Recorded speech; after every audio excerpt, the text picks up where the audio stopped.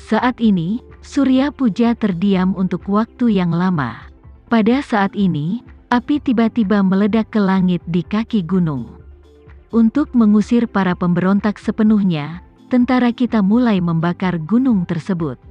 Melihat amukan api, Surya Puja tiba-tiba berubah pikiran dan berkata, "Yah, karena kalian berdua ingin membantu, aku bisa memberi kalian kesempatan untuk melihat apa kalian bersedia."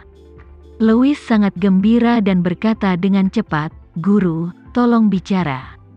Surya Puja berkata dengan tenang, "Hari ini kalian berdua akan menerimaku sebagai guru kalian. Aku akan mengajarimu beberapa keterampilan dalam melawan musuh.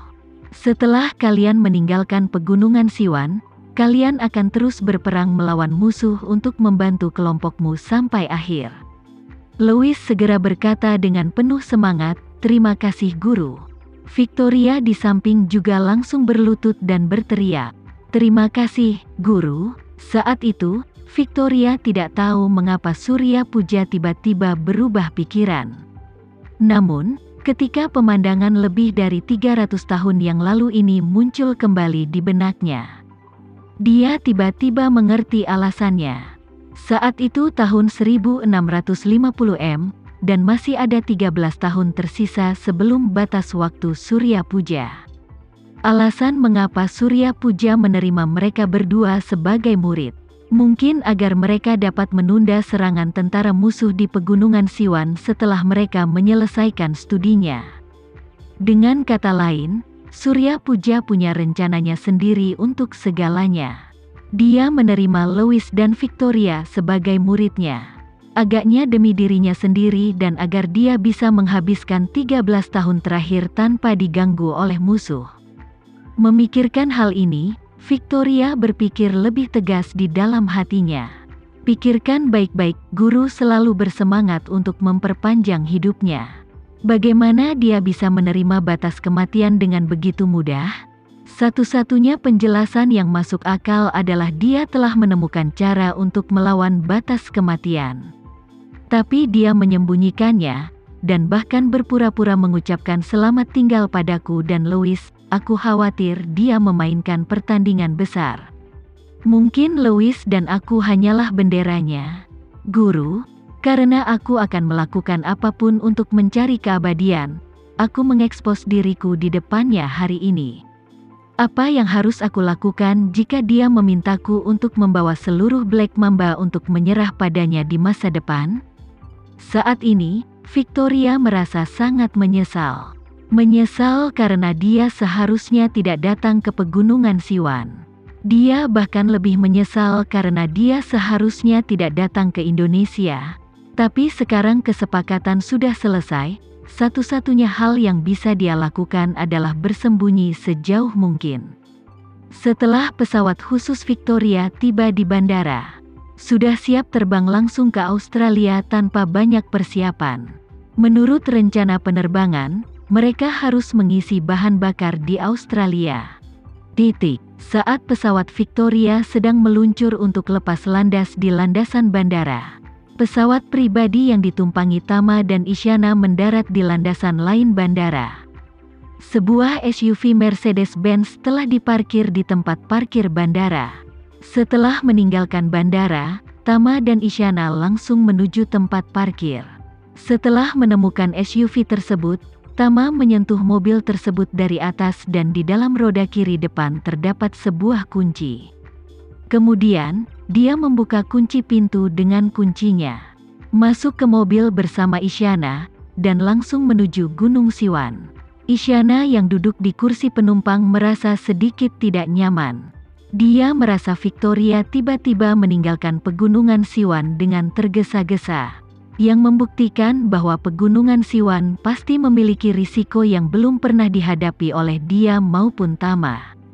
Namun, Isyana tidak membujuk Tama untuk menyerah, karena dia tahu betul bahwa sejak Tama bertemu kakek dan neneknya, dia selalu ingin tahu apa yang ditemukan dan dialami orang tuanya saat itu. Dan bagaimana hal itu terkait dengan perolehan 9 kitab suci surgawi yang misterius di kemudian hari. Oleh karena itu, bagi Isyana sendiri, karena Tama ingin mengetahuinya, dia akan menemaninya tanpa ragu-ragu. Saat ini, Tama agak khawatir.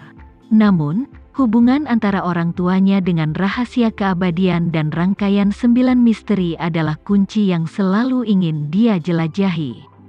Dan dia tidak sabar untuk mengetahui semua yang tersembunyi di dalamnya. Dan pegunungan Siwan kemungkinan besar adalah sumber dari semua ini. Oleh karena itu, meskipun berbahaya, dia harus pergi ke Gunung Siwan untuk mencari tahu. Victoria berkendara ke pegunungan Siwan kemarin, tapi mobilnya menghilang saat dia pergi, dan tidak ada rekaman video mobil keluar jalan raya. Jadi Tama menyimpulkan bahwa dia kemungkinan besar berada di titik tertentu di bagian jalan raya itu, di mana dia menyembunyikan mobilnya saat orang tersebut keluar dari jalan raya di simpul tersebut. Oleh karena itu, rencana Tama adalah pergi ke bagian jalan raya tempat dia menghilang, untuk melihat apa dia dapat menemukan jejak yang ditinggalkannya. Saat mendekati bagian jalan raya di mana Victoria menghilang, Tama mulai melepaskan energi spiritual untuk merasakan lingkungan sekitar, terutama lembah di bawah jembatan. Sebuah mobil berbobot 2 hingga 3 ton tidak bisa hilang begitu saja. Kemungkinan yang paling mungkin adalah menyembunyikannya di sebuah lembah. Setelah melewati terowongan yang tak terhitung jumlahnya, Tama tiba-tiba memperlambat mobilnya.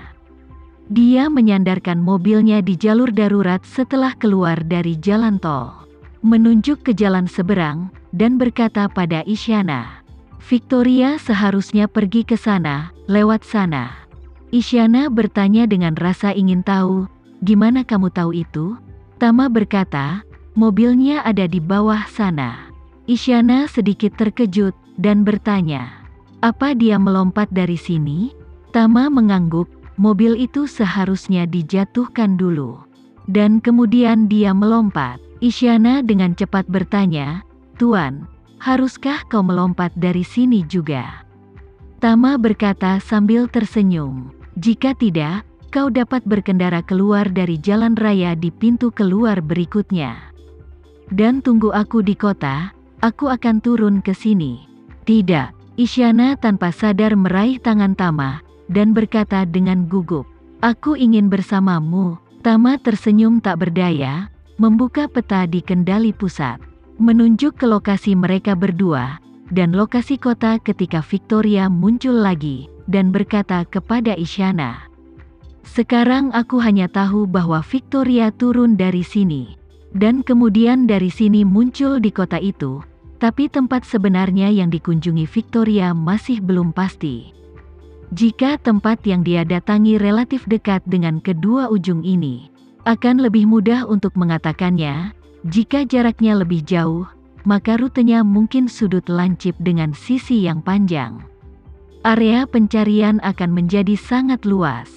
Jika kamu benar-benar mengikutiku, aku khawatir kamu tidak akan sanggup menanggungnya." Isyana berkata dengan tegas, "Aku pergi. Hanya saja kamu mungkin perlu menjagaku dan sedikit mengakomodasiku. Tapi aku masih ingin bersama Tuan."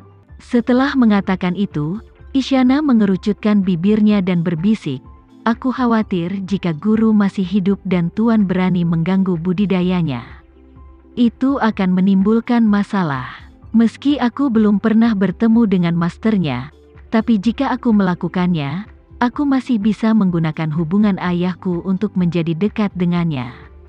Tama terdiam sejenak, memandangnya dan bertanya, "Apa menurutmu Surya Puja masih hidup?" Isyana menganggukkan kepalanya. "Awalnya, aku hanya berpikir bahwa bukan tidak mungkin guru masih hidup. Ada kemungkinan kecil, kemungkinan hidup dan mati paling banyak sekitar 80 hingga 20. Berbicara tentang ini, Isyana berkata dengan nada yang sangat serius, "Tapi sekarang aku merasa kemungkinan guru hidup atau meninggal adalah sekitar 20 atau bahkan 80. Tama bertanya dengan heran, "Mengapa kamu yakin dia masih hidup sekarang?" Isyana berkata, karena aku sudah melihatnya.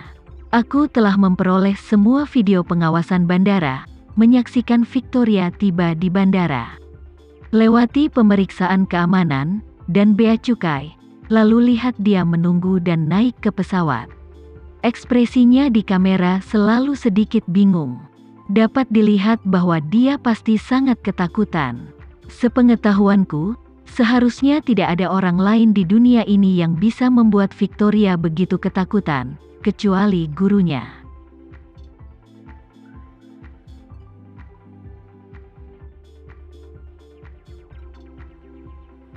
Sekian dulu ya video kali ini, kita lanjutkan lagi videonya di lain waktu.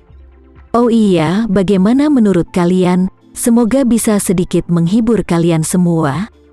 Untuk teman-teman yang baru nonton, jangan lupa subscribe ya, hehehe. Dan kalau teman-teman ada yang ingin gabung langganan, bisa langsung gabung saja untuk dapat fitur yang menarik dan sedikit membantu Mimin. Terima kasih banyak sudah menonton, sampai jumpa lagi, bye.